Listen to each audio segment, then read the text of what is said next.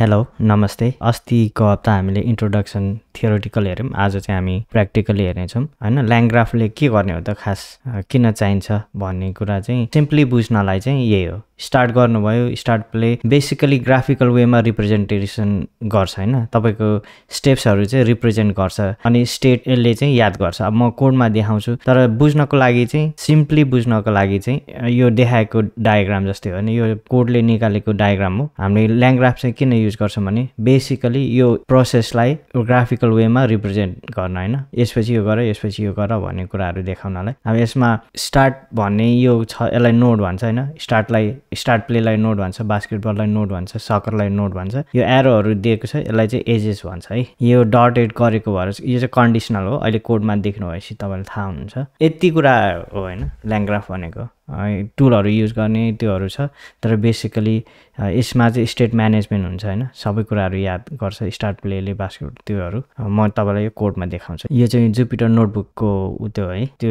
सुन्नु भएको छैन भने कमेन्टमा गर्नुस् ल म सुरुदेखि देखाउँछु त यसमा चाहिँ एलएलएम पनि युज भएको छैन हेर्नु स्टेट भन्ने हुन्छ हैन यो अझै हामी डिटेलमा पछि सिक्ने छौं स्टेट भन्ने हुन्छ स्टेट चाहिँ त्यो प्रोग्रामको स्टेट के छ हैन यसमा चाहिँ क्लास स्टेट भन्ने बनाएको छ त्यसमा टाइपडिक्ट भन्ने चाहिँ कन्स्ट्रक्टरमा पास गरेछ त्यसको प्रोपर्टी चाहिँ ग्राफ इन्फो भनेर पठाएको छ हैन यो टाइपडिक्ट चाहिँ किन पठाउँछ भने यो चाहिँ हामीले म्याप फर्मेटमा इनपुट लिन्छ है त्यसको लागि अनि यो स्टेट भयो ग्राफको अहिलेको ग्राफ इन्फो भनेको स्टेट भयो हैन यो अब तपाईले जे प्रोग्राम बनाउनुहुन्छ त्यो यहाँनेरि प्रोपर्टिज भएर बस्छ हैन यो चाहिँ स्ट्रिङ आउटपुट हुन्छ भनेर भनेछ हैन यसलाई रन गरौँ त्यसपछि यो एउटा स्टेट भयो है याद गर्नु है स्टेट भयो त्यसपछि नोड्स आर जस्ट पाइथन फंक्सनहरु छ स्टार्ट प्ले भन्ने बनाउनु भयो त्यसमा स्टेट पास गर्नुभयो सकर भन्ने बनाउनु भयो त्यसमा स्टेट पास गर्नुभयो बास्केटबल भन्ने बनाउनु भयो स्टेट पास गर्नुभयो है यहाँ पास गरेको फर्मेट यो चाहिँ म्याप हो नि त हैन की भ्यालु पेयरमा छ है यो चाहिँ यो टाइपडिक्टले गरेर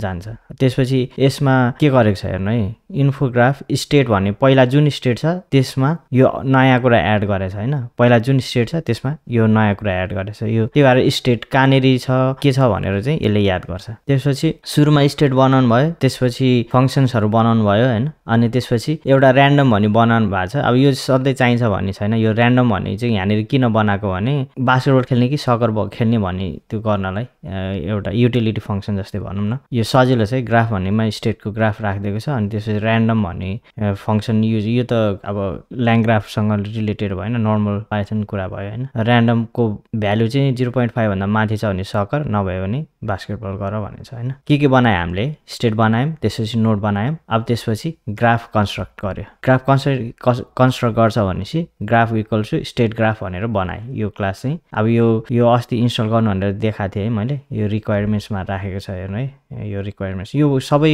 अवेलेबल हुन्छ तपाईले प्र्याक्टिस गर्नलाई त्यसपछि स्टेट बनाउनु भयो नोड बनाउनु भयो ग्राफ भन्ने एउटा अब्जेक्ट बनाउनु भयो त्यसमा एड गर्नुभएको छ नोड स्टार्ट प्ले भन्ने नोड बनाउनु भयो सकर भन्ने नोड बनाउनु भयो त्यसपछि बास्केटबल भन्ने नोड बनाउनु भयो त्यसपछि यहाँनेरि फ्लो भएछ हैन एड एज भनेर भनेछ एज बनाउनु भयो स्टार्ट प्ले त्यसपछि यो र्यान्डम कुन चुज गर्यो नि यो डिबगिङ पर्पजको लागि मात्रै स्टार्ट गर्नु भएपछि अब यो यसमा हैन स्टार्ट गर्नु भएपछि यो हो कि यो भन्ने छान्न पर्यो नि त त्यसको लागि हामीले कन्डिसनल एजेस भनेर गरेको छ हैन र्यान्डम भन्ने गरेछ त्यसपछि ग्राफ डट एज भनेर भनेछ सकरमा आयो भने एन्ड गर्ने भनेछ अब हाम्रो यो प्रोग्राममा चाहिँ एन्ड छ हैन तपाईहरुले अरु कुराहरु पनि गर्न मिल्छ त्यो चाहिँ अब प्रोग्राम अनुसार स्पेसिफिक हुन्छ त्यसपछि बास्केटबल आयो भने एन्ड गर्नु भनेछ त्यसपछि कम्पाइल गरेको छ हैन यसलाई चाहिँ अब ग्राफ बनाऊ भनेर भनेछ त्यसपछि यो इमेज भनेको चाहिँ अब यो नर्मली त हुँदैन यसको लागि तपाईले एउटा कुरा इन्स्टल गर्नुपर्छ तपाईले एरर आउँछ अनि त्यसपछि भन्नु है त यो गरेपछि चाहिँ यो फर्मेटमा प्रिन्ट गर भनेर भनेको छ हैन त्यो प्रिन्ट गरेपछि यो चाहिँ इन्भोक ग्राफ स्टार्टिङ गेम भनेर भनेछ अब यो इन्भोक फंक्सन त तपाईलाई थाहा भइसक्यो हैन रनेबललाई इन्भोक गरेको एलएलएमहरु हामीले इन्भोक गरिरहेछ हैन यसमा चाहिँ केही पनि एलएलएम युज भएको छैन है अब म तपाईलाई यो देखाउँछु है स्टार्टिङ द गेम भनेछ गेम स्टार्टेड सकर स्टार्टेड हैन फेरि गर्यो सकरै भयो फेरि सकरै भयो फेरि सकरै भयो अहिले बास्केटबल अब त्यो र्यान्डम हैन र्यान्डम हुन्छ हैन यो चाहिँ र्यान्डम चाहिँ त्यो र्यान्डमले गरेर होल फ्लोमा गेम खेलिराख्नु भएको छ हैन यो खेल्ने त्यो खेल्ने भनेर सिम्पल छ है फेरि एकचोटी भन्छ है स्टेट बनाउनु भयो सुरुमा सिम्पल। अब यसमा तपाईँको प्रोग्राम अनुसार के चाहिन्छ प्रोपर्टिजहरू राख्नुहुन्छ। अहिलेको लागि चाहिँ ग्राफ इन्फो भन्ने मात्र राखेको छ होइन, हाम्रो आवश्यकता त्यही भयो। त्यसपछि नोड बनाउनुहुन्छ। नोड भनेको चाहिँ तपाईँले के गर्नुपर्छ त्यो प्रोग्राम होइन। अब भनौँ अरू कुनै केही गर्नु भने ल किचनको मासु बनाउन आँट्नु भएको छ भने कटिङ भन्ने एउटा फङ्सन भयो भने होइन, त्यसपछि तेल हाल्ने मसला हाल्ने फङ्सनहरू भयो, त्यस्तैहरू नोड भनेको चाहिँ है। अनि त्यसपछि ऱ्यान्डम भने यो चाहिँ युटिलिटी फङ्सन बनाएको छ। अब तपाईँले त्यसमै राखेर गर्नुभयो भने हुन्थ्यो, यहाँनिर चाहिँ सजिलो भयो होइन। गरेपछि यसले चाहिँ कि त बास्केटबल कि त यो भन्ने सकर भन्ने प्रोड्युस गर्छ। त्यसपछि ग्राफ भन्ने बनाएँ, कुन क्लास छ त्यसको लागि भने स्टेट ग्राफ भन्ने बनाएँ। त्यसपछि नोड एड गऱ्यो, नोडपछि एज गऱ्यो होइन। त्यसमा चाहिँ यो कन्डिसनल पनि हाल्यो। त्यसपछि कम्पाइल गऱ्यो, कम्पाइल गरेपछि चाहिँ अब यो चाहिँ हेर्नको लागि मात्र इन्भोक गर्नुहुन्छ होइन। सिम्पल, यसमा एलएलएम केही युज भएको छैन है। सिम्पल च्याट एप हेरौँ है त, यही सेम कुरा नै गरेर है। यहाँ अघिको जस्तै के गर्नुभयो, स्टेट बनाउनु भयो, मेसेजेसहरू। अब यो च्याटमा त मेसेजेस हुन्छ, एनोटेटेड लिस्ट एड मेसेज भनेको यो एनोटेटेड भन्नेले चाहिँ तपाईँको पहिलाको मेसेजहरू एड गर्छ है। यसले चाहिँ रिड्युस गरेर राखिराख्छ। त्यसपछि मैले यसमा के युज गरेको छ, ग्रोक युज गरेको छ, ग्रोक एपिआई। अब पहिलाको अर्को एप्लिकेसनमा चाहिँ लामा युज गरेको थियो भने यसमा चाहिँ ग्रोक, लामाबाट युज गरेको थियो भने चाहिँ यसमा चाहिँ ग्रोकबाट गरेको छ होइन। यो सिम्पल छ है, यो ओएस लोड गरेको कुराहरू तपाईँले सिकिसक्नु भयो होइन। त्यसपछि ल्याङचेनको ग्रोक भनेर गरेछ। त्यसपछि च्याट ग्रोक भनेर मोडल चाहिँ लामा इन्स्टेन्ट राखेको छ, टेम्परेचर योहरू तपाईँले सिकिसक्नु भयो। त्यसपछि LLM invoke what is the capital of Nepal भनेर भने चाहिँ उसले यस्तो मेसेज पठाएको छ होइन। त्यसपछि च्याटबट भन्ने यो चाहिँ फङ्सन बनाएको छ होइन, हामीले च्याटबट बनाउन आँटेको। त्यसमा सिम्पल मेसेजेसमा एलएलएम इन्भोक स्टेट मेसेज भनेर राखेको छ।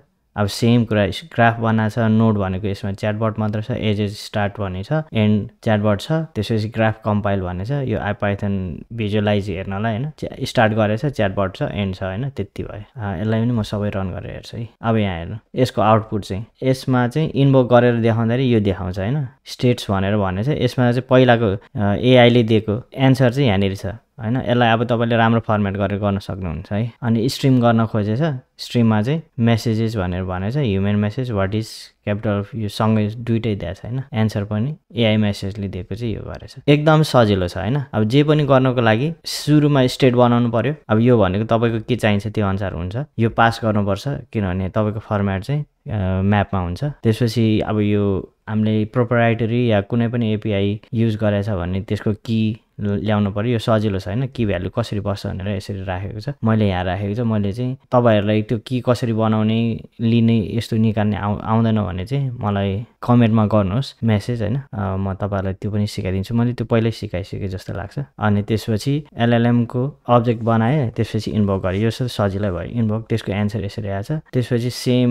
नोड बनायो, त्यसपछि एज बनायो, ग्राफ बनायो, ग्राफ कम्पाइल गर्यो, अनि त्यसपछि इन्भोक गर्यो। सेम यो चाहिँ सिम्पल हो अहिलेको लागि। अब तपाईँहरूले नि यसरी गर्न सक्नुहुन्छ 2-3टा प्रोग्राम होइन प्र्याक्टिसको लागि। यही युज गर्नुहोस्। यो मैले त्यो गिटहबमा हालेको छु होइन, इन्फर्मेसन सेक्सनमा डिस्क्रिप्सन सेक्सनमा यो सबै लिङ्कहरू राखेको छु, तपाईँहरूले गर्नुहोस्। अनि केही कन्फ्युजन भयो भने कमेन्ट गर्नु होला है त। आजलाई यति गरौँ।